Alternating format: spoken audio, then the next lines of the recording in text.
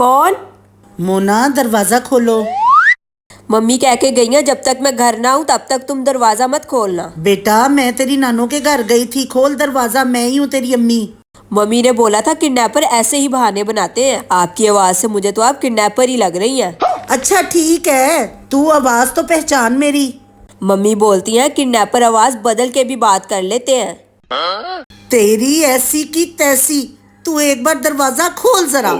क्या? बेटा तू एक बार दरवाजा खोल, मैं तुझे चॉकलेट दूंगी। अच्छा, इमोशनल कन्विंसिंग। हाँ हाय ओ रब्बा, पागल कर दिया इस लड़की ने मुझे। ओए दरवाजा खोलेगी तो पता चलेगा ना मैं तेरी माँ हूँ। Mind wash. हाय मैं क्या करूँ इस लड़की का। अच्छा ये देख, ये मेरी चप्पल है जिससे तुझे मैं मारती हूँ। अरे ये तो मेरी मम्मी की चप्पल है। हाँ। अरे मेरी मम्मी की चप्पल आपके पास कैसे आई? अरे मैं क्या करूँ इसका। अच्छा एक काम कर, तू मेरे नंबर पर कॉल कर। चले अच्छा पहले आप अपना नंबर बताएं।